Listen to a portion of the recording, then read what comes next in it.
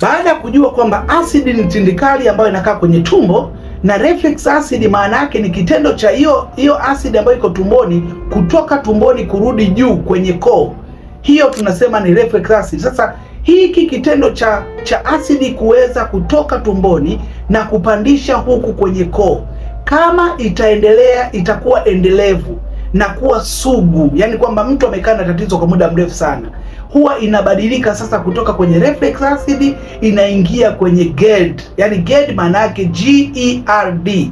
Maana yake ni nini?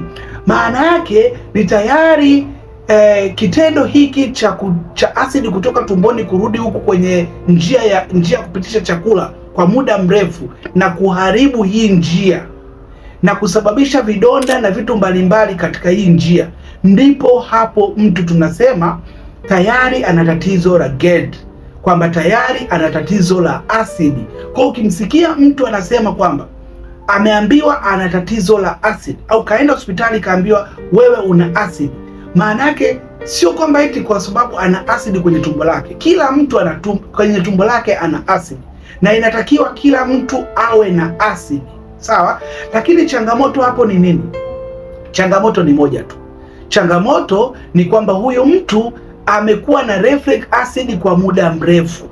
Hiyo reflex acid, yani kupiga sambasoti kwa hiyo acid, badala ya kubaki tumboni yenyewe ikawa inatoka tumboni imepenya pale kwenye ule mlango na kupita kwenye hii njia ya kupitisha chakula na kuja mpaka kwenye koo. Kwa hiyo kitendo cha kupita mara kwa mara, kumbuka asidi maana yake ni tindikali. So hiyo tindikali inapokuwa inapita kwenye hii njia mara kwa mara, inaharibu na kuweka vidonda. Sasa hivyo vidonda, mikwaruzo na vitu mbalimbali ambavyo inakuwa inaweka, ndiyo tunasema mtu tayari ana tatizo la asidi, au huyu mtu tayari ana tatizo la GERD, kwa maana kwamba huyu mtu ameshababuka, ameweza kuumia kwa sababu ya ile tindikali ambayo inatakiwa ikae tumboni, lakini yenyewe imeweza kupenya kwa sababu mlango uko wazi hapa, imepenya na kurudi wapi? Huku juu. Kwa hiyo kitendo hicho ndiyo tunasema kwamba huyu ana GERD, yani kwamba ana reflex acid ya muda mrefu ambayo imeenda kusababisha hayo matatizo katika njia ya kupitisha chakula. Kwa hiyo mtu anaweza kupata maumivu makali, akawa hawezi kumeza chakula, anasikia maumivu. Hiyo yote ni tayari huyu mtu ana hilo tatizo la GERD.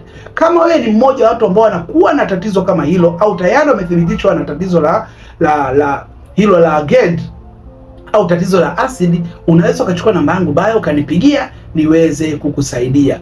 Naweza kukupa lishe nzuri, lakini pia nikakupatia tiba ambayo itasaidia kuondokana na hili tatizo.